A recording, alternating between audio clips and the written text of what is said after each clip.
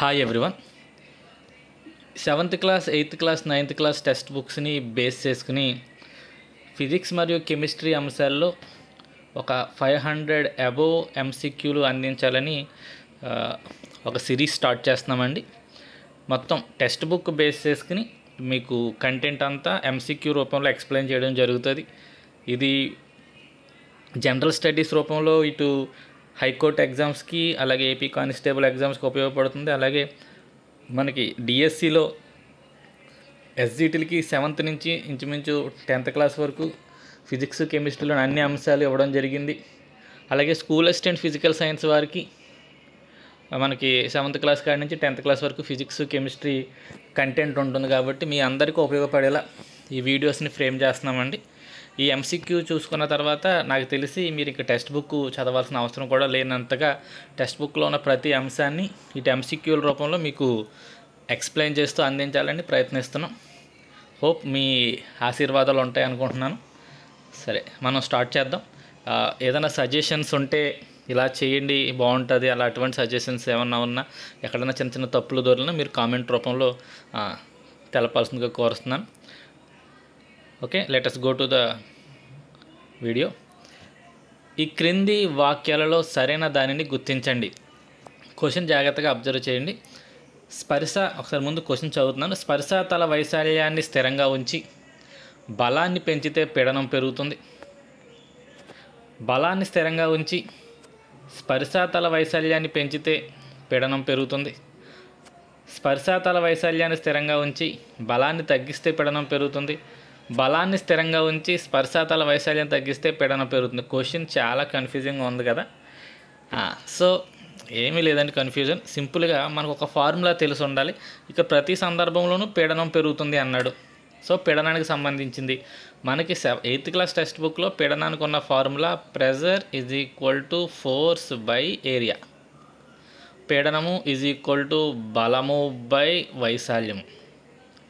So ఇప్పుడు ఈ క్వశ్చన్కి దీన్ని ఎలా యూజ్ చేసుకోవాలనేది ఇక్కడ మీకు ఎక్స్ప్లెయిన్ చేస్తాను. ఫస్ట్ క్వశ్చన్ ఒకసారి ఫస్ట్ వాక్యం చూద్దాం. స్పర్శాతల వైశాల్యాన్ని స్థిరంగా ఉంచి, అంటే దీన్ని మార్చకపోతే ఇక్కడ ఏమిటి, ఫోర్స్ పెరిగితే ప్రెజర్ పెరుగుతుంది. ఫోర్స్ పెరిగితే ప్రెజర్ పెరుగుతుంది. ఎందుకని అంటే ఇది పైన ఉన్నది కాబట్టి. ఏదైతే న్యూమరేటర్లో ఉందో, న్యూమరేటర్లో ఉన్నది పెరిగితే యువతలు ఉన్న విలువ పెరుగుతుంది. డినామినేటర్లో ఉన్నది పెరిగితే యువతలు ఉన్న విలువ తగ్గుతుంది. ఒకటే ఆ ఫార్ములా చూడగానే మనం ఒక విషయం చెప్పేయాలండి. P=F/A అనే ఫార్ములా చూడగానే మనకి ఏం తెలుస్తుంది అంటే ఫోర్స్ పెరిగితే ప్రెజర్ పెరుగుతుంది, ఏరియా పెరిగితే ప్రెజర్ తగ్గుతుంది. కిందది పెరిగితే ఇది ఆటోమేటిక్గా తగ్గిపోతుంది, పైది పెరిగితే పెరిగిపోతుంది. సో దాని ఆధారంగా ఇప్పుడు మనం దీని ఆన్సర్ ఈజీగా చేసేయచ్చు. ఇప్పుడు చూద్దాం ఏమన్నాడు. స్పర్శాతల వైశాల్యం స్థిరంగా ఉంచండి, దీన్ని మార్చకండి. బలాన్ని పెంచితే పీడనం పెరుగుతుంది. రైట్, ఇది పెరిగితే ఇది పెరుగుతుంది. సో ఏ అనేది రైట్ అండి. ఏ కంపల్సరీ మన ఆన్సర్లో ఉండాలి కాబట్టి ఈ రెండు మన ఆన్సర్లు కాదు. అయిపోయింది. నెక్స్ట్ రెండోది అప్పుడు మనకు మిగిలింది AB, AD.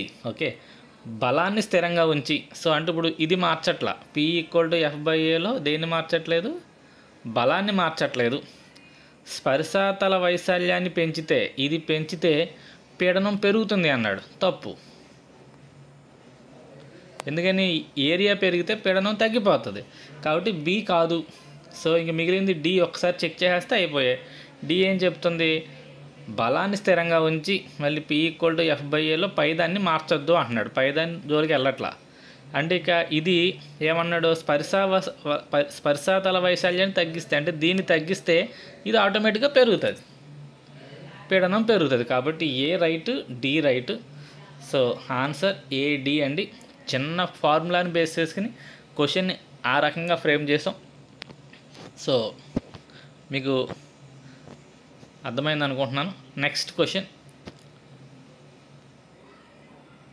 సక్కర్ను ఉపరితలం నుండి లాగాలి అంటే ప్రయోగించబడిన బలం వాతావరణ పీడనం కంటే తక్కువ ఉండాలి, వాతావరణ పీడనం కంటే ఎక్కువ ఉండాలి, బాహ్య పీడనం అల్పంగా ఉండాలి, అంతర్బాహ్య పీడనాలు సమానంగా ఉండాలి. సో ఇది సక్కర్స్ అంటే మనకు తెలుసు కదండి.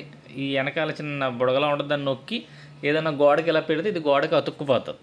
మనకు సాధారణంగా దీన్ని కారు అద్దాల్లో ఈ ఫ్రేమ్స్ ఉంటాయి, ఎండ తగలకుండా ఫ్రేమ్ పెట్టి పైన చక్కెర పెడతారు. పెట్టగానే ఆ ఫ్రేమ్ అలాగా ఆ విండోకి ఉంటుంది, మన మొహం మీద ఎండ కొట్టకుండా ఉంటుంది. అవి సక్కర్స్.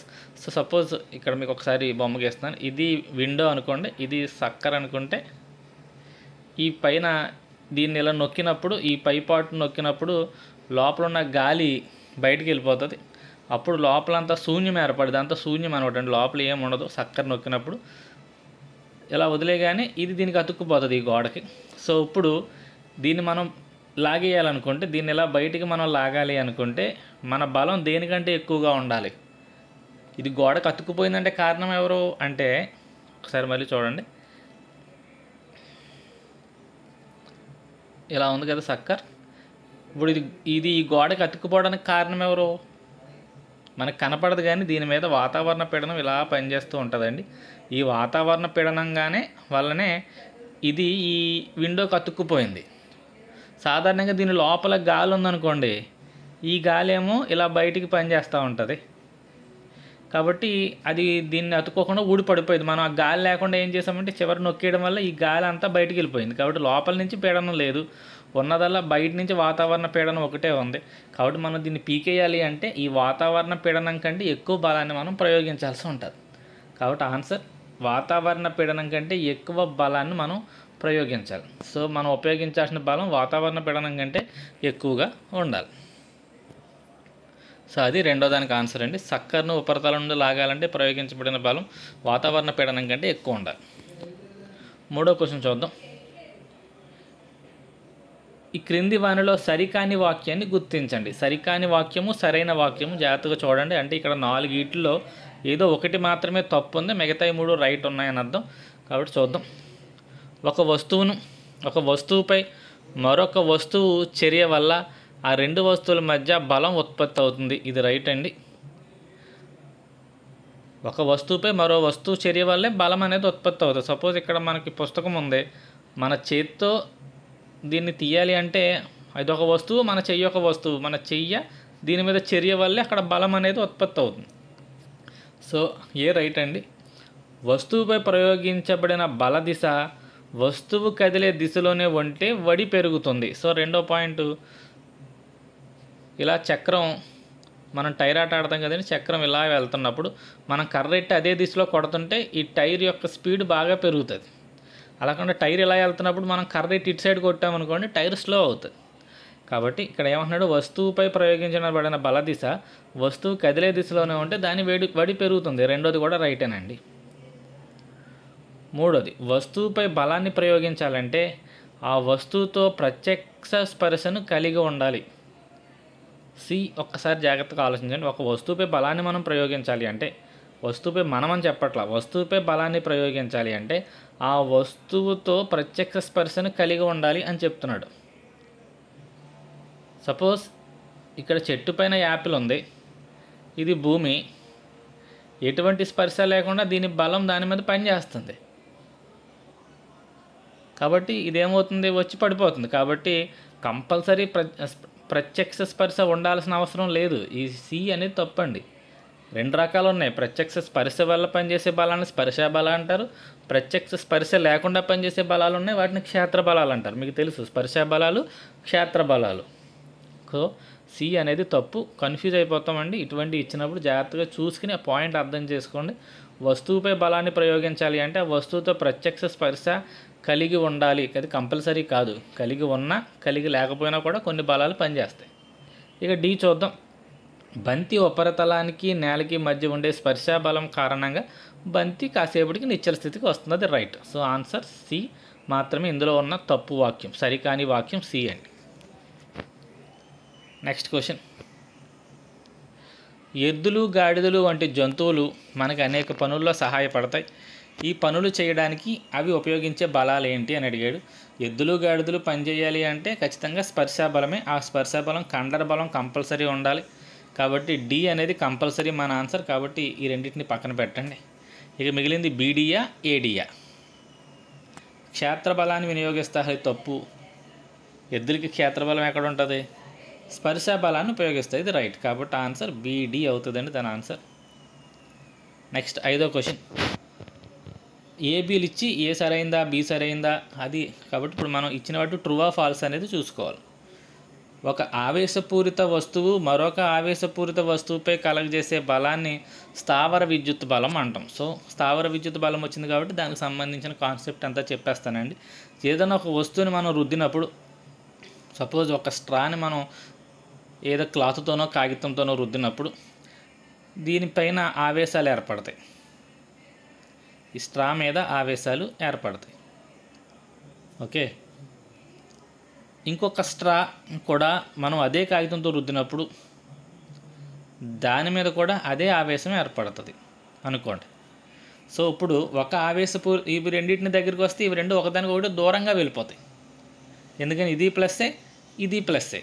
సో ఒక ఆవేశపూరిత వస్తువు మరొక ఆవేశపూరిత వస్తువుపై కలగజేసే బలాన్ని స్థావర విద్యుత్ బలం అంటాం. ఈ రెండింటి మధ్య ఉన్న బలం స్థావర విద్యుత్ బలం, అది రైటే. ఇంకొకటి ఏమంటున్నాడంటే, ఒక ఆవేశపూరిత వస్తువు వేరొక ఆవేశరహిత వస్తువుపై, సపోజ్ సేమ్ ఒక స్ట్రాని మనం రుద్దాం, ఇందాక చెప్పినట్టు దీని మీదకి ప్లస్లు వచ్చినాయి అనుకోండి.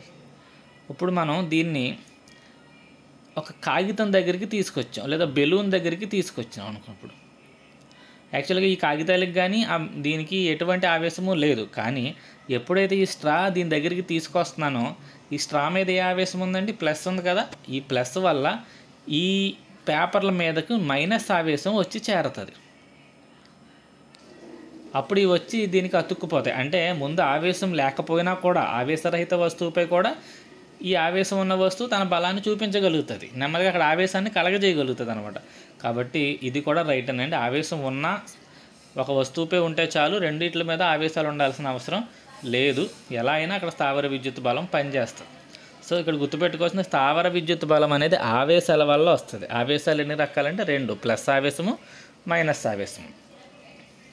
కాబట్టి ఇక్కడ ఏ సరైనది, బి కూడా సరైనదే. కాబట్టి ఆప్షన్ సి అవుతుంది. ఏ బిలు రెండు సరైనవే.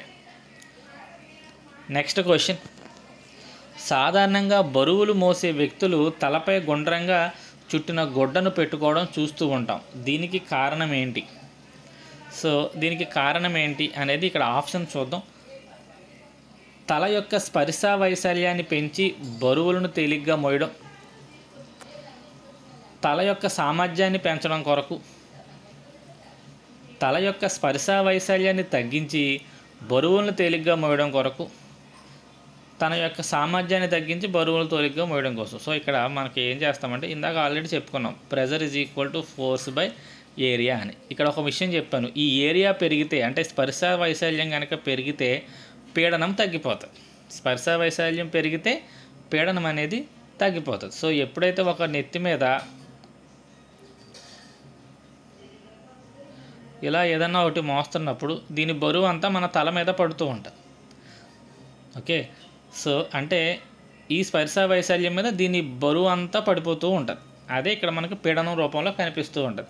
ఇప్పుడు ఎప్పుడైతే మనం నెత్తి మీద స్పర్శ వైశాల్యాన్ని పెంచుతున్నామో, ఇలా గుడ్డ చుట్టుకున్నాం, సో ఇప్పుడు ఈ ఏరియా ఎప్పుడైతే ఎక్కువగా ఉందో దీనివల్ల వచ్చే పీడనం ఇక్కడ తక్కువగా పనిచేస్తుంది. ఎందుకని ఇక్కడ స్పర్శ వైశాల్యాన్ని మనం పెంచాం. సో ఆన్సర్ తల యొక్క స్పర్శ వైశాల్యాన్ని పెంచడం ద్వారా బరువులను తేలిగ్గా మోయడం. 7, భుజానికి తగిలించే సంచులకు సన్నని పట్టీలకు బదులు వెడల్పైన పట్టీలు ఎందుకు ఏర్పాటు చేస్తారు? మళ్ళీ సేమ్, పట్టీ సన్నగా ఉంటే ఈ బ్యాగ్ బరువు అంతా కూడా ఈ పట్టీ మీద నుండి మన చెయ్యి మీదకి వెళ్తుంది. పట్టీలు సన్నగా ఉన్నాయంటే స్పర్శ వైశాల్యం తక్కువగా ఉంది. అదే పట్టీలు లావుగా ఉంటే ఇక్కడ వైశాల్యం ఎక్కువగా ఉంది కాబట్టి ఇక్కడ పనిచేసే పీడనం తక్కువైపోద్ది. ఎప్పుడైతే పీడనం తగ్గిందో అది మనకు అంత నొప్పిని కలిగించదు. సో సన్నని పట్టీలు తేలిగ్గా తెగిపోతాయి, రాంగ్ ఆన్సర్. వెడల్పైన పట్టీలు సంచి బరువును తగ్గిస్తాయి, రాంగ్ ఆన్సర్. వెడల్పైన పట్టీలు సంచుల వల్ల కలిగే పీడనాన్ని తగ్గిస్తాయి, బరువుని తగ్గించవండి. బరువు ఏం మారదు కదా, సన్నటి పట్టీ వేసినా లావైన పట్టీ వేసినా బ్యాగ్ బరువు ఎందుకు మారుతుంది? మారదు. ఓకే, ఆ బ్యాగ్ బరువు అంతా ఈ సన్నగా ఉండే ప్రాంతం మీద పడిపోయి అది మనకి నొక్కేస్తూ ఉంటుంది. కాబట్టి ఎప్పుడైతే లావు పట్టీ తీసుకున్నామో ఆ బరువు అంతా ఈ లావు పట్టీ మీద పడుతుంది. కాబట్టి ఇక్కడ స్పర్శ వైశాల్యం పెరగడం ద్వారా పీడనం తగ్గుతుంది, మనకి ఎటువంటి నొప్పి లేకుండా బ్యాగ్ని మొయ్యగలుగుతాం. కాబట్టి ఆన్సర్ వెడల్పైన పట్టీలు సంచి వలన కలిగే పీడనాన్ని తగ్గిస్తాయి. నెక్స్ట్ 8వ బిట్ అండి. ఏబీలు ఇచ్చాడు, మళ్ళీ ఇవి రైటో రాంగో చెక్ చేసుకోవాలి. కాగితంతో రుద్దబడిన ఒక స్ట్రా మరొక స్ట్రాను ఆకర్షిస్తుంది, కానీ దానిని కూడా అదే కాగితంతో రుద్దితే వికర్షిస్తుంది. కరెక్ట్, ఇందా చెప్పుకున్నాం ఏంటి, ఒక స్ట్రాను రుద్దినప్పుడు దాని మీదకి ప్లస్లు వచ్చాయి. రుద్దని స్ట్రా తీసుకొచ్చాను అనుకోండి, ఏమీ రుద్దంది, ఈ ప్లస్ల వల్ల దీని మీదకి మైనస్లు వస్తాయి, కాబట్టి రెండు ఆకర్షించుకుంటాయి. అలా కాకుండా రెండింటిని అదే గుడ్డతో రుద్దేశామనుకోండి, దీని మీదకి ప్లస్లు వస్తాయి, దీని మీదకి ప్లస్లే వస్తాయి, రెండు వికర్షించుకుంటాయి. సో ఏ అనేది రైట్ అండి. ఒక ఆవేశపూరిత వస్తువు వేరొక ఆవేశపూరిత వస్తువుపై కలగజేసే బలాన్ని స్థిర విద్యుత్ బలం అంటాం, అది కరెక్టే. ఇందాక ఆల్రెడీ సేమ్ బిట్ వచ్చింది కాబట్టి ఏ బిల్ రెండు సరైనవే. ఏ సరైనది, బి కూడా సరైనదే. ఆప్షన్ ఏ రైట్ అవుతుందండి దీనికి. నెక్స్ట్, మనపై పనిచేసే వాతావరణ పీడనాన్ని మనం ఎందుకు గుర్తించలేము? మన మీద వాతావరణ పీడనం పనిచేస్తున్నా మనం దాన్ని అనుభూతి చెందలేం. కారణం ఏంటి? మనపై పనిచేసే వాతావరణ పీడనం చాలా తక్కువగా ఉంటుంది. Wrong answer. మన శరీరం లోపల పీడనం బయట వాతావరణ పీడనానికి సమానంగా ఉండడం వలన, ఇది రైట్ ఆన్సర్ అండి. మన శరీరం లోపల కూడా పీడనం ఉంటుంది, అది ఎగ్జాక్ట్గా బయట వాతావరణ పీడనం ఎంత ఉందో మన శరీరం లోపల కూడా వాతావరణ పీడనం అంతే ఉండడం వల్లే మనం వాతావరణ పీడనాన్ని గుర్తించలేం. సో అది దాని యొక్క రైట్ ఆన్సర్. వేరే ఆప్షన్స్ ఏమి చూడాల్సిన అవసరమే లేదు. నెక్స్ట్ క్వశ్చన్, 15 సెంటీమీటర్లు 15 సెంటీమీటర్ల వైశాల్యం వాతావరణం అంతా ఎత్తున్న గాలి స్తంభం వల్ల కలిగే బలం 225 కేజీల ద్రవ్యరాశి గల వస్తువే పనిచేసే గురుత్వ బలానికి సమానంగా ఉంటుంది. ఇది రైట్ ఆన్సర్. ఎందుకని 15 15లు 225. సో ఈ 15 × 15 ఎంత చూసి చెక్ చేసుకుని దానికి సమానంగా ఉంటుంది, అది రైట్ ఆన్సర్. ఎందుకంటే డైరెక్ట్గా టెక్స్ట్ బుక్లో అదే ఇచ్చాడు. 15 సెంటీమీటర్లు × 15 సెంటీమీటర్ల వైశాల్యము అంటే ఇది 15 × 15 అంటే ఈ ఎత్తేమో వాతావరణం అంత ఎత్తున్న గాలి స్తంభం వల్ల కలిగే బలం 225 కేజీల ద్రవ్యరాశి గల వస్తువే పనిచేసే గురుత్వ బలానికి సమానంగా ఉంటుంది, అది కరెక్టే. బి, ప్రమాణ వైశాల్యం గల స్తూపాకార పాత్రలోని గాలిపై పనిచేసే గురుత్వాకర్షణ బలాన్ని వాతావరణ పీడనం అంటాం, అది కూడా రైటేనండి. సపోజ్ నేను చిన్న పాత్ర తీసుకున్నాను, దీని వైశాల్యం ప్రమాణ వైశాల్యం అంటే దీని ఏరియా 1 అనమాట. దీని మీద ఇప్పుడు మనకి వాతావరణ పీడనం పనిచేస్తూ ఉంటుంది. సో ఈ వాతావరణ పీడనమే ఈ గాలి వల్ల దీని మీద పనిచేసే పీడనమే దేనికి సమానం అవుతుంది అంటే వాతావరణ పీడనానికి సమానం అవుతుంది. ఒకసారి మళ్ళీ ఎక్స్ప్లెయిన్ చేస్తాను చూడండి.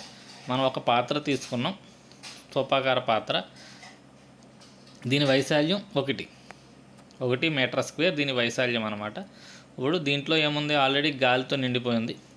ఈ గాలిని ఇలా భూమి కిందకి ఆకర్షిస్తూ ఉంటుంది, అంటే ఈ గాలి మీద, ఇందులో ఉన్న గాలి మీద భూమి వల్ల బలం పనిచేస్తూ ఉంటుంది. ఆ బలమే వాతావరణ పీడనానికి సమానం అవుతుంది, అది కూడా రైటే.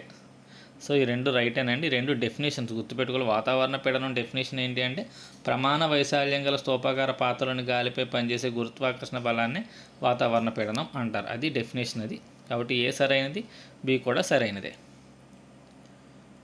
ఓకే, నెక్స్ట్ బిట్ చూడండి. ఇలా 3 ఇటుకల్ని 3 రూపాల్లో మనకి 3 రకాలుగా అమర్చాడు. ఏ ఇటుక వల్ల ఎక్కువ పీడనం కలుగుతుంది అని అడిగాడు. పీడనం ఎక్కువ కలగాలంటే ఏరియా తక్కువగా ఉండాలి. సో ఎక్కడ మనకి ఏరియా అనేది తక్కువగా ఉంటుంది? ఇటుకని ఇలా నిలబెట్టినప్పుడు, ఇటుకను ఇలా ప్లేన్గా పడుకోబెట్టినప్పుడు, సో మన చేతిలో ఇటుక ఉందనుకుని ఊహించండి. ఎప్పుడైతే ఏరియా తక్కువగా ఉంటుందో అక్కడ మనకి పీడనం అనేది తక్కువగా ఉంటుంది. సో ఆన్సర్ వచ్చేసరికి ఏ అండి. ఇటుకని ఇలా నిలబెట్టినప్పుడు, యాక్చువల్గా ఈ బొమ్మ సరిగ్గా ఇవ్వలేదు, మనకి క్లారిటీగా లేదు. మనకి ఇటుక ఎప్పుడైతే ఏరియా తక్కువ ఉండేలా నిలబెట్టామో అక్కడ మనకి పీడనం అనేది ఎక్కువగా కలుగుతుంది. అన్ని చోట్ల ఒకటే పీడనం అనేది తప్పండి.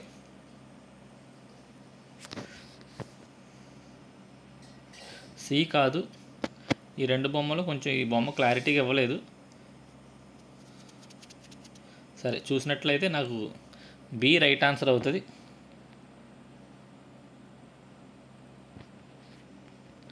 నెక్స్ట్ క్వశ్చన్కి వెళ్ళిపోదాం.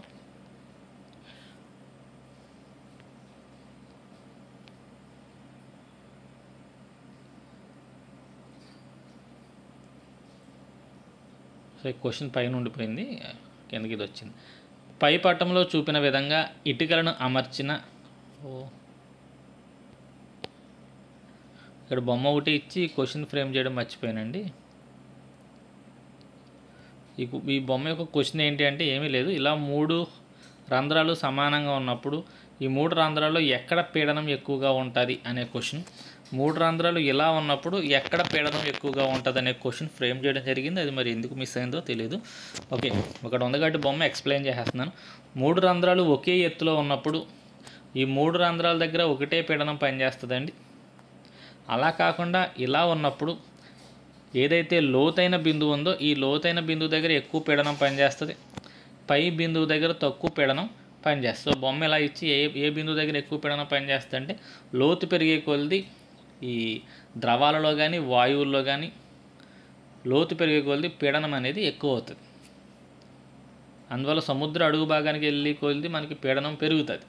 కారణం లోతు పెరిగే కొలది పీడనం అనేది పెరుగుతుంది కాబట్టి. సో 12వ ప్రశ్న, ఒక బంతిని బ్యాటుతో కొట్టిన తర్వాత కొంత దూరం ప్రయాణించి అది ఆగిపోతుంది. దీనికి కారణమైన బలం ఏంటి? ఏ వస్తువైనా కొంచెం దూరం వెళ్ళిన తర్వాత ఆగిపోతుంది అంటే అర్థం దాని దగ్గర ఘర్షణ బలం ఉంది అని అర్థం.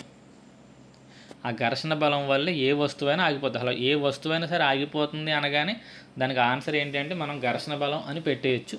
కాబట్టి 12కి ఆన్సర్ బి అండి, ఘర్షణ బలం. చలనాన్ని నిరోధించే బలం ఏంటి అన్నా కూడా మనం ఘర్షణ బలం అని పెట్టవచ్చు. నెక్స్ట్, ఈ క్రింది వాక్యాలను పరిశీలించి సరైన వాటిని గుర్తించండి.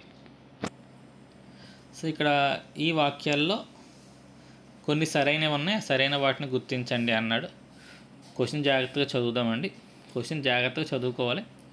గురుత్వాకర్షణ బలం విశ్వంలో అన్ని వస్తువులపైన పనిచేస్తుంది. రైట్, విశ్వంలో మనం ఎక్కడికి వెళ్ళినా ఈ గురుత్వాకర్షణ బలం అనేది పనిచేస్తుంది. సో ఏ కంపల్సరీ మన ఆన్సర్లో ఉండాలి, అన్నిట్లోనూ ఏ ఇవ్వడం జరిగింది. గురుత్వాకర్షణ బలం విశ్వంలో అన్ని చోట్ల సమానంగా ఉంటుంది. ఇది జాగ్రత్తగా చూడండి. గురుత్వాకర్షణ బలం విశ్వంలో అన్ని చోట్ల సమానంగా ఉంటుంది. తప్పు అండి ఇది.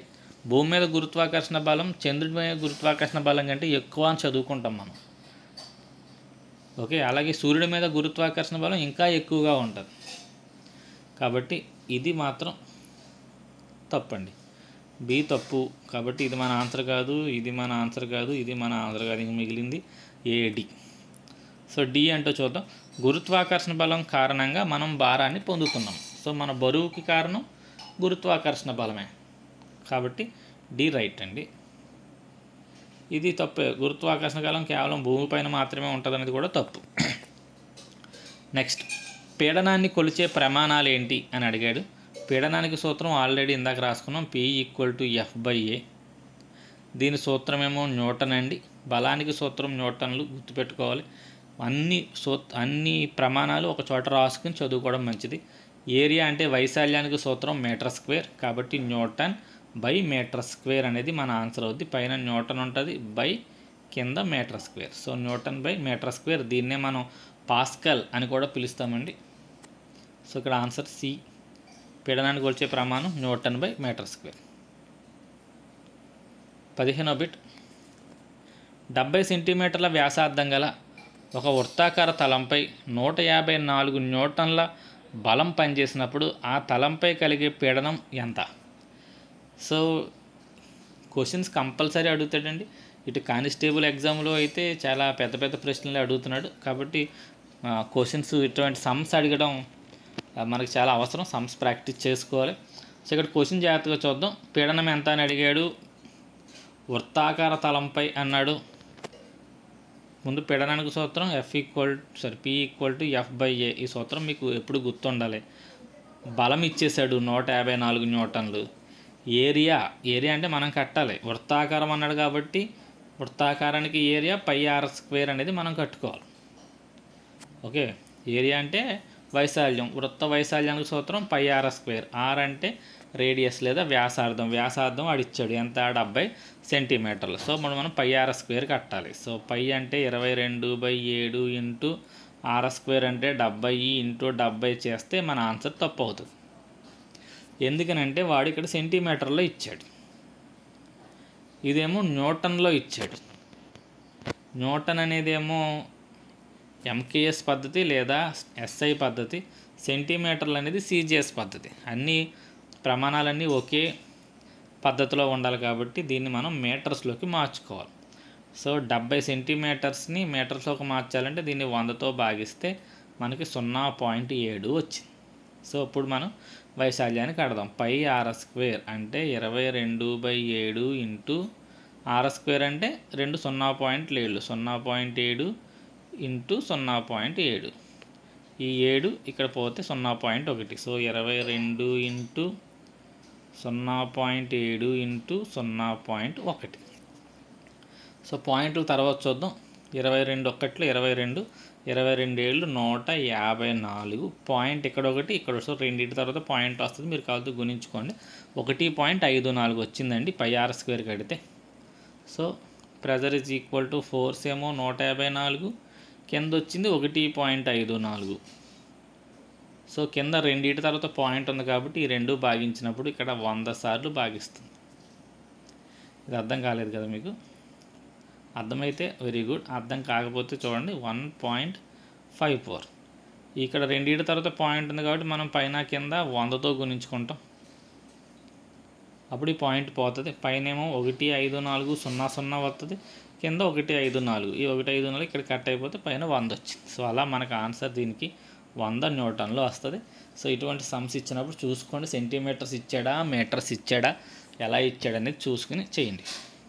నెక్స్ట్, ఒక పాస్కల్ దేనికి సమానం? ఇందాకే చెప్పుకున్నాం, ఒక పాస్కల్ N/m²కి సమానం. 16 ఆన్సర్ సి అండి. నెక్స్ట్ 17, ఉపగ్రహాన్ని కక్షలో ప్రవేశపెట్టడానికి రాకెట్ ప్రయోగించిన వెంటనే ఆ రాకెట్పై పనిచేసే 2 బలాలు ఏంటి? సో రాకెట్ ప్రయోగించిన వెంటనే అంటే రాకెట్ ఇలా పైకి వెళ్ళిపోతూ ఉంటే దీని కిందకి భూమి లాగేస్తూ ఉంటుంది, అంటే గురుత్వాకర్షణ బలం పనిచేస్తూ ఉంటుంది. కాబట్టి ఒకటి కంపల్సరీ గురుత్వాకర్షణ బలం. సో బి పక్కన పెట్టేయండి. ఇక ఇంకొక బలం ఏంటి అంటే ఇది గాలిలోంచి ప్రయాణించాలి కాబట్టి గాలి దీన్ని వ్యతిరేకిస్తూ ఉంటుంది, అంటే గాలి వల్ల దీని మీద ఘర్షణ బలం పనిచేస్తూ ఉంటుంది. కాబట్టి రెండో ఆన్సర్ ఘర్షణ బలం అవుతుందండి. కాబట్టి దీని ఆన్సర్ సి, ఘర్షణ బలము గురుత్వాకర్షణ బలం. నెక్స్ట్ 18, ఒక వస్తువుపై 2 బలాలు ఒకే దిశలో పనిచేస్తే ఆ వస్తువుపై పనిచేసే ఫలిత బలం ఎంత? సో ఇలా ఉంది ఒక బల్ల, ఇటు సైడ్ నుంచి 2 బలాలు ఒకే దిశలో పనిచేయాలి. ఇది 5 న్యూటన్లు, ఇది ఒక 6 న్యూటన్లు అనుకోండి. దీనిపై పనిచేసే ఫలిత బలం రెండింటిని కలిపేయాలండి, 11 న్యూటన్లకి సమానం అవుతుంది. అదే వ్యతిరేక దిశలో అయితే తీసేయాలి, ఒకే దిశలో అయితే కలపాలి. కాబట్టి ఇక్కడ ఒకే దిశలో అన్నాడు కాబట్టి బలాల మొత్తానికి సమానం అవుతుంది. కాబట్టి ఆన్సర్ 18కి ఏ అవుతుందండి, 2 బలాల మొత్తానికి సమానం. ఈ క్రింది వాక్యాల్లో సరికాని దానిని గుర్తించండి. సో అంటే ఇక్కడ 4 ఆప్షన్స్ ఇచ్చి సరికానిది అని ఇచ్చామంటే ఒకటి మాత్రమే తప్పు ఉంది, మిగతా 3 రైట్ ఉన్నాయి. ఆ తప్పుగా ఉన్నదాన్ని గుర్తుపట్టాలి. ద్రవాలలో పీడనం అన్ని దిశల్లోనూ పనిచేస్తుంది, రైట్. ద్రవాలలో పీడనం పైకి పనిచేస్తుంది, అంటే ఊర్ధ్వముఖంగా పనిచేస్తుంది, కిందకి అధోముఖంగా పనిచేస్తుంది, సైడ్లు పార్శ్వాలకి పనిచేస్తుంది, అన్ని రకాలుగా పనిచేస్తుంది. నెక్స్ట్ బి, ద్రవాలతో నిండిన పాత్రలో పీడనం మధ్య బిందువు వద్ద ఎక్కువగా ఉంటుంది, రాంగ్ ఆన్సర్. ఇందాక చెప్పాను అడుగు భాగాన ఎక్కువగా ఉంటుంది, పై భాగాన తక్కువగా ఉంటుంది, అదే మధ్య బిందువుని ఎక్కువగా ఉంటుంది, అది తప్పండి. కాబట్టి దీని ఆన్సర్ సరికానిది అడిగాడు కాబట్టి బి. మిగతా 2 ఒకసారి చెక్ చేసేసుకుందాం. ద్రవాలతో నిండిన పాత్ర అడుగు భాగాన పీడనం ఎక్కువ, రైట్. ద్రవాలతో నిండిన పాత్ర ఉపరితలంపై పీడనం తక్కువ, రైట్. నెక్స్ట్ 20, విజ్ఞాన శాస్త్ర పరంగా ఈ కింది వాక్యాలలో సరైన దానిని గుర్తించండి. అంటే 3 తప్పులు ఉంటాయి, ఒకటే రైట్ ఉంటుంది, ఒకదాన్ని గుర్తుపట్టాలి. విజ్ఞాన శాస్త్రపరంగా కేవలం లాగుటను మాత్రమే బలం అంటారు, తప్పు. లాగడాన్ని బలమే అంటాం, నెట్టడాన్ని కూడా బలమే అంటాం. విజ్ఞాన శాస్త్రపరంగా కేవలం నెట్టుటను మాత్రమే బలం అంటాం, ఇది తప్పే. ఒక వస్తువు నిశ్చల స్థితిలో ఉంది అంటే అర్థం దానిపై ఎటువంటి బలాలు పని చేయట్లేదు అని అర్థం. ఒక వస్తువు కదలట్లేదు అంటే అర్థం ఏంటంటే దాని మీద ఎటువంటి బలాలు పని చేయట్లేదు అని అర్థం అండి. ఇది రైటా రాంగ్ అనేది మనకు తెలియాలి. సో ఒక బల్ల మీద ఒక పుస్తకం ఉందనుకుందామండి, దాని మీద ఎటువంటి బలాలు పనిచేయట్లేదా అంటే ఖచ్చితంగా ఇది కదలట్లేదు అంతే, నిశ్చల స్థితిలో ఉంది, అంతేకాని దాని మీద ఎటువంటి బలాలు పనిచేయట్లేదని మాత్రం కాదు. దీన్ని ఎప్పుడు భూమి ఇలా కిందకి లాగుతూనే ఉంటుంది, దాని మీద ఎప్పుడు గురుత్వాకర్షణ బలం పనిచేస్తూనే ఉంటుంది. కాబట్టి సి తప్పండి. ఒక వస్తువు నిశ్చల స్థితిలో ఉంది అంటే అర్థం దాని మీద పనిచేసే ఫలిత బలం సున్నాయి తప్ప బలాలు అసలు ఏమీ లేవు అని మాత్రం కాదండి. ఫలిత బలం సున్నా అనిస్తే రైట్ అయ్యి ఉండేది, ఎటువంటి బలాలు పనిచేయట్లేదని ఇస్తే మాత్రం అది తప్పు అవుతుందండి. కాబట్టి ఇందులో ఆన్సర్ సి తప్పు. డి కూడా ఒకసారి చూద్దాం. భూమిపై ఏ ప్రదేశంలో కూడా ఘర్షణ లేని ప్రాంతం అనేది ఉండదు, ఇది రైట్. అసలు భూమి మీద ఘర్షణ లేని ప్రాంతం అనేది ఉండదు, అది రైటే. నెక్స్ట్ 21.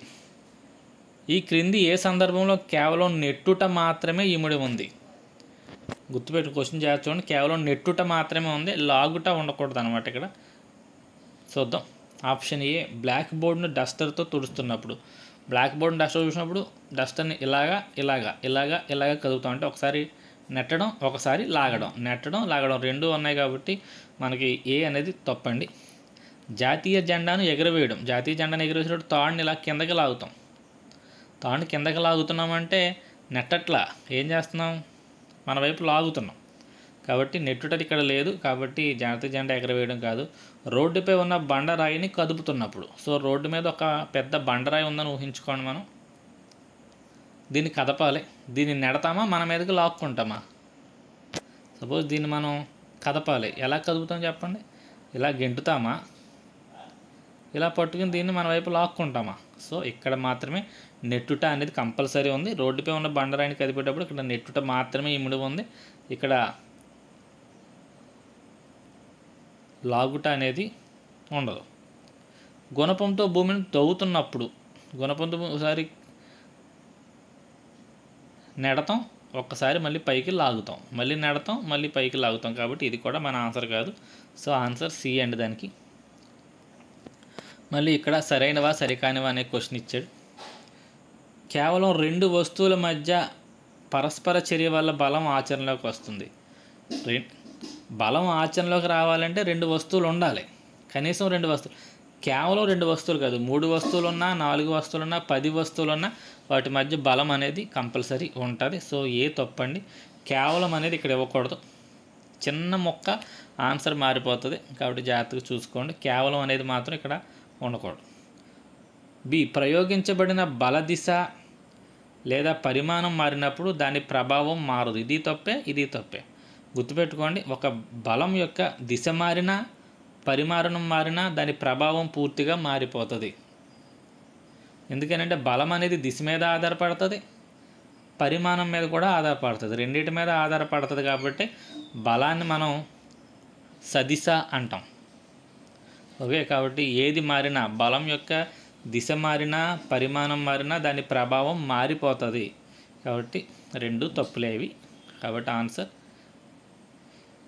ఏబి రెండు సరికావు. Next 23వ question. ఈ క్రింది వాక్యాల్లో సరైన దానిని గుర్తించండి. సో 4 సరైనది అన్నామంటే 3 తప్పులు ఉంటాయండి, 1 రైట్ ఉంటుంది. ఒక వస్తువుపై ఎల్లప్పుడూ ఒకటే బలం పనిచేస్తుంది, తప్పు. ఒక వస్తువుపై పనిచేసే అన్ని బలాలు మొత్తాన్నే సంకలన బలం అంటాం, తప్పు. ఇది రైట్ అనుకుంటున్నామండి. ఒక వస్తువు పనిచేసే అన్ని బలాన్ని ఫలిత బలం అంటారండి, సంకలన బలం కాదు, తప్పండి. అది ఫలిత బలం, సంకలన బలం కాదు. ఒక వస్తువు భూమిపై ఉన్నప్పుడు దానిపై పనిచేసే గురుత్వాకర్షణ బలం శూన్యం అవ్వదు, ఇది రైట్. చూసారా, ఒక వస్తువు భూమిపై ఉన్నప్పుడు దానిపై పనిచేసే గురుత్వాకర్షణ బలం శూన్యం అవుతుంది అంటే తప్పు అయిపోయేది. శూన్యం అవ్వదు అనడం వల్ల అది రైట్ అయింది. సో కిందది కూడా చూసేద్దాం. ఒక వస్తువుపై పనిచేసే ఫలిత బలం శూన్యం అనగా ఆ వస్తువుపై ఎటువంటి బలాలు పనిచేయట్లేదు, ఇది తప్పు. ఫలిత బలం శూన్యం అంటే అర్థం ఏంటి? ఇటు సైడ్ నుంచి బలం ఎంత పనిచేస్తుందో ఇటు సైడ్ నుంచి కూడా బలం అంతే పనిచేస్తుంది అని అర్థం. అందులో ఫలిత బలం శూన్యమైనది మాత్రం బలాలు ఏవి పనిచేయట్లేదని చెప్పకూడదు. కాబట్టి ఖచ్చితంగా దీని ఆన్సర్ సి. 24. ఒక వస్తువుపై బలాన్ని ఉపయోగించి ఈ క్రింది మార్పును తీసుకురాలేము. సో బలాన్ని ఉపయోగించి ఏమేమి మార్పులు తీసుకురావచ్చో ముందు తెలుసుకోవాలి. బలాన్ని ఉపయోగించి స్థితిలో మార్పు తీసుకురావచ్చు, బలాన్ని ఉపయోగించి ఆకారంలో మార్పు తీసుకురావచ్చు, బలాన్ని ఉపయోగించి వేగంలో మార్పు తీసుకురావచ్చు, బలాన్ని ఉపయోగించి ఇంకా దిశ, స్థితి, ఆకారం, వేగం. ఓకే, వేగం లేదా వడి. సో ఇక్కడ లేనిది ఏంటో చూద్దాం. ఇంకా ఉన్న పీడనంలో మార్పు ఇచ్చాడు. సో ఒకసారి ఆప్షన్ మళ్ళీ చూద్దాం. దిశలో మార్పు తీసుకురావచ్చు, తీసుకురాలేము అని అడిగాడు, జాగ్రత్త చూసుకోండి. పదార్థ సంఘటనలో మార్పు, పీడనంలో మార్పు, వడిలో మార్పు తీసుకురావచ్చు. సో ఈ రెండు మిగిలినవి. సో మీకు ఆల్రెడీ చెప్పుకున్నాం P = F/A అని. ఏం చెప్పుకున్నాం? బలం పెరిగితే పీడనం పెరుగుతుంది, బలం పెరిగితే పీడనం. సో బలాన్ని ఉపయోగించి పీడనంలో మార్పు మనం తీసుకురావచ్చు, తీసుకురాలేము అన్నాడు కాబట్టి సో ఇది కూడా కాదు. కాబట్టి ఇంకా ఆన్సర్ పదార్థ సంఘటనలో మార్పు. పదార్థ సంఘటన అంటే సపోజ్ ఇదంతా బంగారం అనుకోండి, దీని మీద మనం తొక్కేస్తున్నాం, బలాన్ని ప్రయోగించేస్తుంటే బంగారం వెండి అయిపోదు, బంగారం ఏమో ఇసుక అయిపోదు. అంత సంఘటనలో ఎటువంటి మార్పు రాదు. పదార్థంలో రాసాయనికంగా ఎటువంటి మార్పులు బలం వల్ల రావు. కాబట్టి ఆన్సర్ బి అండి. నెక్స్ట్ 25. ఈ క్రింది వాటిలో సరికాని వాక్యాన్ని గుర్తించండి. అంటే మళ్ళీ ఇందులో 3 రైట్ ఉంటాయి, 1 రాంగ్ ఉంటుంది, గుర్తుపట్టండి. బలం ఎల్లప్పుడూ వస్తువుల్లో ఏదో ఒక మార్పుని ఖచ్చితంగా కలిగిస్తుంది. ఇటువంటి ఇచ్చినప్పుడు బిట్లు పోతాయి, జాగ్రత్తగా చూడండి. బలం ఎల్లప్పుడూ వస్తువుల్లో ఏదో ఒక మార్పుని కలిగిస్తుంది. పెద్ద బండరా ఇచ్చాం, మనల్ని దాన్ని తొయ్యమన్నాడు. మనం ఎంత బలాన్ని ఉపయోగించినా ఇందులో ఎటువంటి మార్పు రాదు, ఏ మార్పు రాదు. కాబట్టి ఏ తప్పు. ఓకే, సరికాని వాక్యం అంటే 3 రైటు 1 తప్పు. సరికాని వాక్యం అన్నాడు, 1 రైటు, మిగతావన్నీ తప్పు.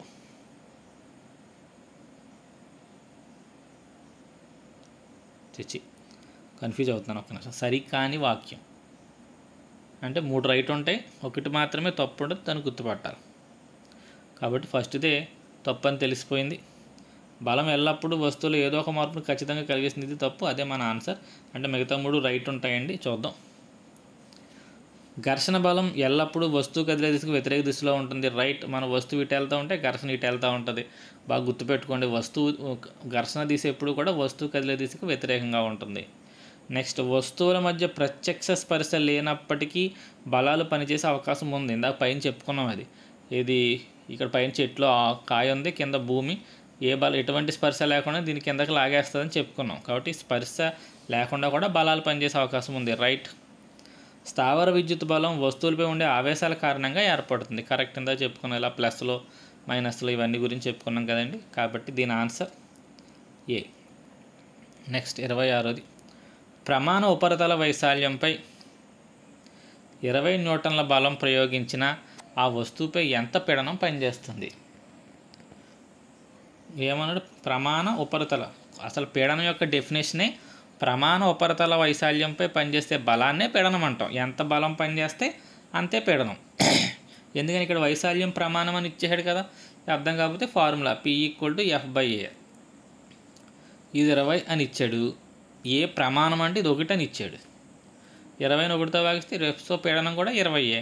కాబట్టి ఆన్సర్ ఇక్కడ 20 ఉంది, ఇక్కడ 20 ఉంది, ఇక్కడ 20 ఉంది. కాబట్టి ఇప్పుడు ఖచ్చితంగా మనకి పీడనానికి సూత్రం యూనిట్స్ ఏంటనేది తెలియాలి. ఇందాక పీడనానికి యూనిట్స్ N/m² అని చదువుకున్నాం, కానీ ఇక్కడ ఎక్కడ N/m² లేవు, ఉన్నదల్లా పాస్కల్. కాబట్టి అది మన ఆన్సర్. ఎందుకంటే N/m²ని మనం పాస్కల్ అని కూడా పిలుస్తాం. నెక్స్ట్ 27. ఒక వస్తువుపై పనిచేసే బలాన్ని కొలవడానికి ఏ పరికరాన్ని ఉపయోగిస్తారు? సో ఒక బలాన్ని కొలవడానికి ఉపయోగించే పరికరాన్ని మనం స్ప్రింగ్ బ్యాలెన్స్ అంటామండి. డైరెక్ట్ క్వశ్చన్ అది. సాధారణ త్రాసు ఏమో ద్రవ్యరాశిని కొలవడానికి ఉపయోగిస్తారు. కాబట్టి ఆన్సర్ బి. నెక్స్ట్, ఒక వస్తువుపై ఎటువంటి బాహ్య బలాన్ని ప్రయోగించకపోయినా ఆ వస్తువు ఆగిపోవడానికి కారణం. సో మనం ఏమీ చేయకపోయినా కొంచెం దూరం వెళ్ళిన తర్వాత ఒక వస్తువు ఆగిపోవడానికి కారణం. ఏ వస్తువు ఆగిపోయినా దానికి కారణమైన బలం ఘర్షణ బలం అని చెప్పుకున్నాం. కాబట్టి 28కి ఆన్సర్ సి అండి, ఘర్షణ బలం. నెక్స్ట్ 29, ఈ క్రింది వానిలో సరికాని వాక్యాన్ని గుర్తించండి. అంటే 3 రైట్ ఉంటాయి, 1 రాంగ్ ఉంటుందండి. మీరు గుర్తించండి. ఒక్క నిమిషం వాటర్ తాగుతాను.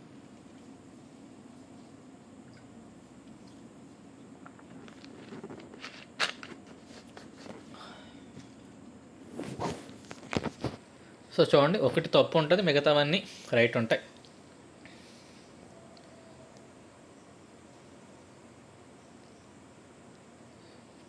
రెండు వస్తువుల మధ్య సాపేక్ష చలనం వలన ఘర్షణ బలం ఏర్పడుతుంది.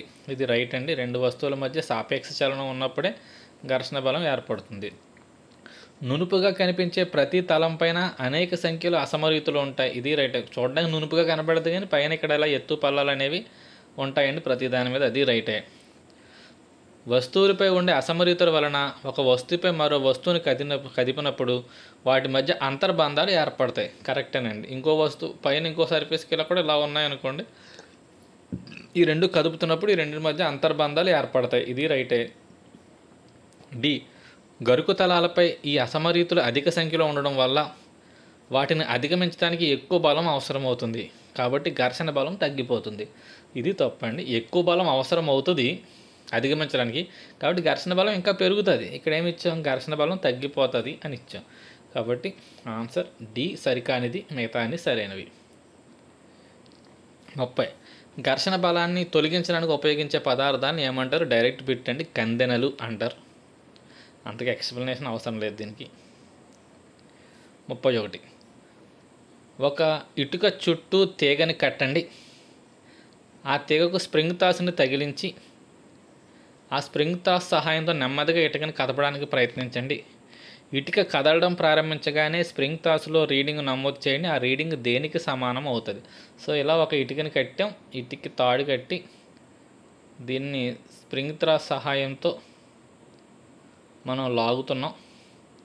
లాగుతున్నప్పుడు ఇక్కడ మనకి ఇది రీడింగ్ చూపిస్తుంది. ఇది నెమ్మదిగా ఫస్ట్ కదలదు ఇటుక, నెమ్మదిగా ఇక్కడ బలం పెంచుతూ ఉంటే ఇక్కడ రీడింగ్ పెరుగుతూ ఉంటుంది.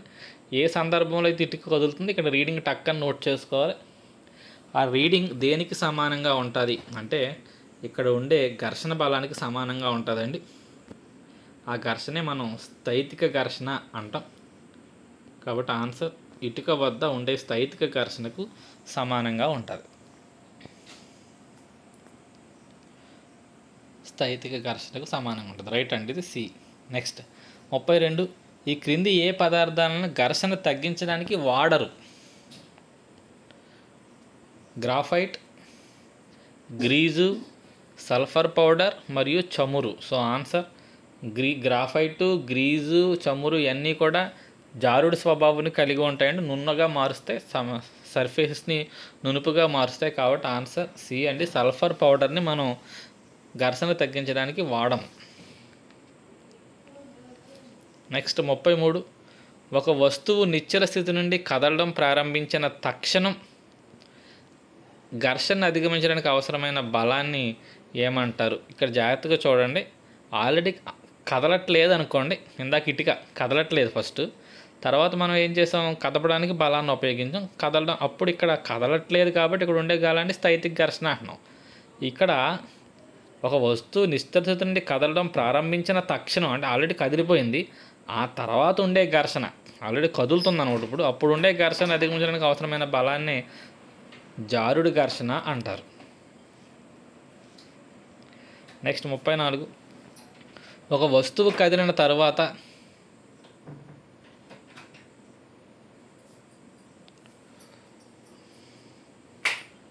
ఒక్కసారి అండి 33వ క్వశ్చన్ ఒకసారి మళ్ళీ. ఒక వస్తువు నిశ్చల స్థితి నుండి కదలడం ప్రారంభించిన తక్షణం ఘర్షణ అధిగమించడానికి అవసరమైన బలం, ఇది స్థైతిక ఘర్షణ అండి.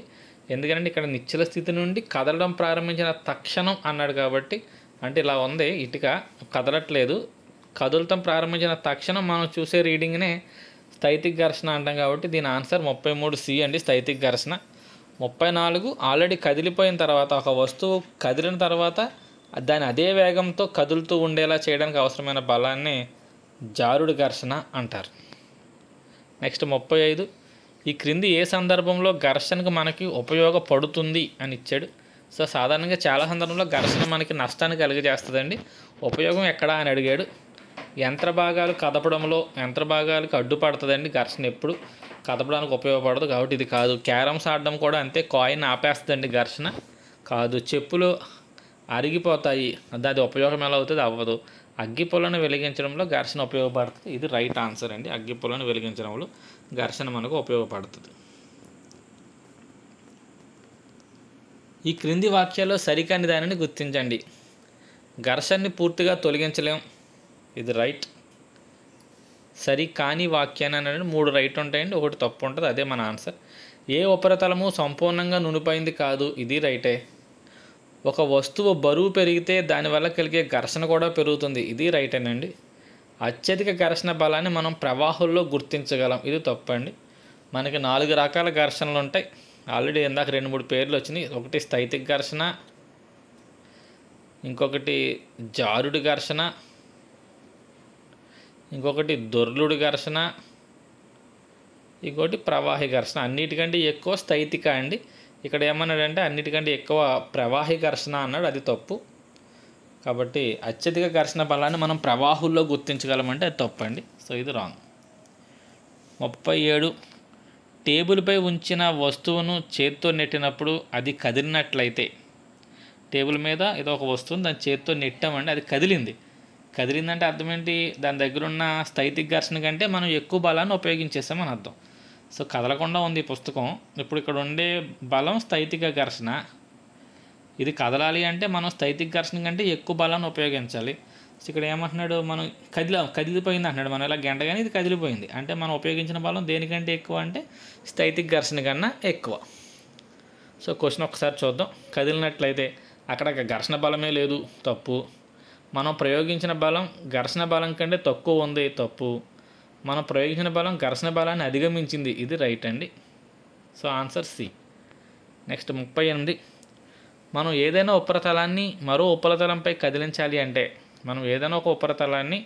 మరొక ఉపరితలంపై కదిలించాలి అంటే వాటి మధ్య ఆల్రెడీ అంతర్బంధాలు ఉంటాయని చెప్పుకున్నాం. ఈ అంతర్బంధాలను తగ్గించాలి లేదా ఈ అంతర్బంధాన్ని అధిగమించాలి. మనం తగ్గించలేం కాబట్టి వీటిని బంధాన్ని అధిగమించాలి. కాబట్టి వాటి తలాల మధ్య అంతర్బంధాలు సృష్టించాలి, తప్పు. లేకుండా చేయలేము, అధిగమించాలి, రైట్. అంతర్బంధాలు, బాహ్య బంధాలు కాదు, కాబట్టి ఆన్సర్ సి అండి. నెక్స్ట్ 39 ఈ క్రింది వానిలో సరికాని వాక్యాన్ని గుర్తించండి. ఘర్షణ బలం ఎల్లప్పుడూ ఒక అనర్థమైన బలం. ఘర్షణ బలం ఎప్పుడూ మనకు అనర్థమైన అంటే కాదండి, ఒకసారి మనకు అవసరం అవుతుంది కూడా. కాబట్టి సరికాని వాక్యం అంటే ఇదే సరికాని వాక్యం అండి, తప్పు ఇది.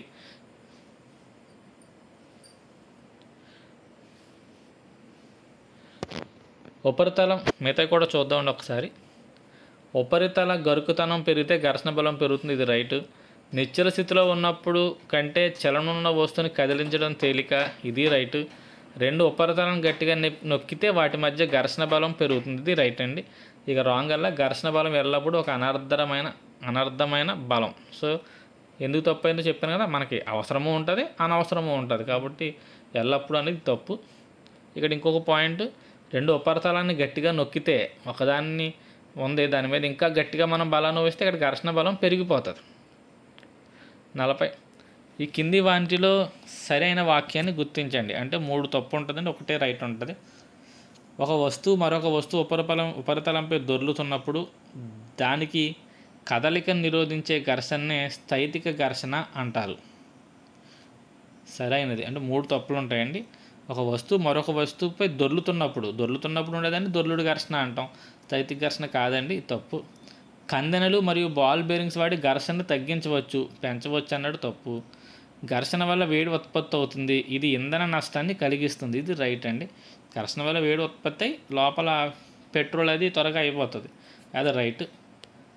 నెక్స్ట్ ఘర్షణ బలం స్పర్శతల వైశాల్యంపై ఆధారపడి ఉంటుంది, ఇది తప్పండి. గుర్తుపెట్టుకోండి, ఘర్షణ బలం స్పర్శతల వైశాల్యంపై ఎట్టి పరిస్థితులను ఆధారపడదు. అంటే మనం ఒక వస్తువుని ఇలా నిలబెట్టినప్పుడు ఎంత ఘర్షణ బలం ఉంటుందో,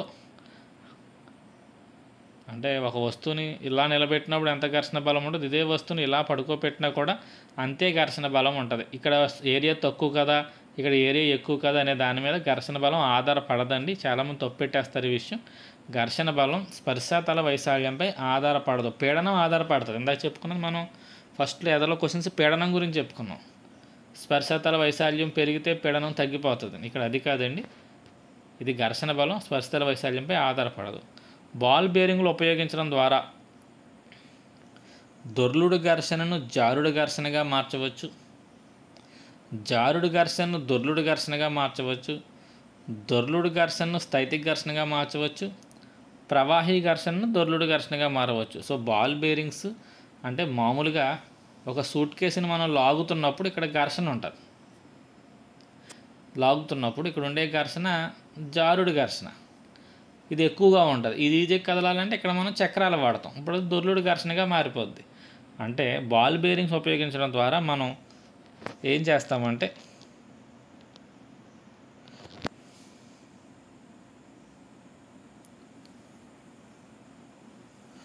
ఈ క్వశ్చన్ కొంచెం తప్పు ఉందండి. యాక్చువల్గా చక్రాలు ఉన్నాయి, ఇది కదలనప్పుడు ఇక్కడ ఉన్నది స్థైతిక ఘర్షణ. ఈ చక్రాల వల్ల స్థైతిక ఘర్షణను కూడా మనం డైరెక్ట్గా దొర్లుడు ఘర్షణకు మార్చవచ్చు ఆల్రెడీ కదులుతున్నప్పుడు. సో 41 నేను నెక్స్ట్ వీడియో చేసినప్పుడు మీకు దానికి ఆన్సర్ కరెక్ట్గా చెప్తానండి. ఇది క్లారిటీ లేదు క్వశ్చన్, ఇందులో 2 ఆన్సర్స్ వచ్చేస్తాయండి. స్థైతిక ఘర్షణను మనం దొర్లుడు ఘర్షణగా మార్చవచ్చు, జారుడు ఘర్షణ కాదు. ఇక్కడ ఆప్షన్స్లో అయితే అలా అది లేదు స్థైతిక ఘర్షణ అని, కాబట్టి జారుడు ఘర్షణ సరే నెక్స్ట్ వీడియో దాకా అవసరం లేదని ఇక్కడ ఉన్న ఆప్షన్ ఇది ఒకటే. జారుడు ఘర్షణ మనం దొర్లుడు ఘర్షణగా మార్చవచ్చు. ఒకవేళ ఆప్షన్లో స్థైతిక ఘర్షణను దొర్లుడు ఘర్షణగా మార్చవచ్చు అని అది కూడా రైటేనండి. బాల్ బేరింగ్స్ ఉపయోగించి ఈ 2 ఘర్షణల్ని కూడా మనం దొర్లుడు ఘర్షణగా మార్చేయచ్చు. 42 ప్రవాహి ఘర్షణకు సంబంధించి సరికాని దానిని గుర్తించండి. సరికానిది అని అడిగితే అర్థం 3 రైట్ ఉంటుంది, 1 రాంగ్ ఉంటుంది. ప్రవాహులు ప్రయోగించే ఘర్షణ బలాన్ని డ్రాగ్ అంటారు, ఇది రైట్ అండి.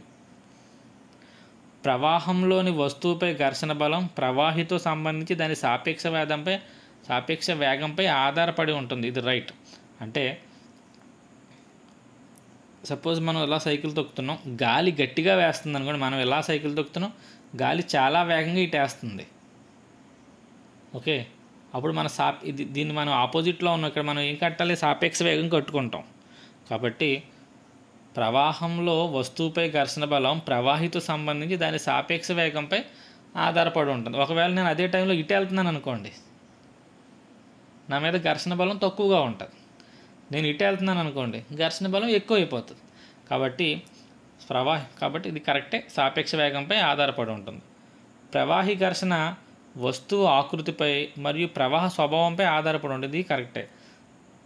ఎదర సన్నగా ఉంటాయండి పడవలకి విమానాలకి, కారణం ఆకారంపై ప్రవాహి ఘర్షణ ఆధారపడుతుంది.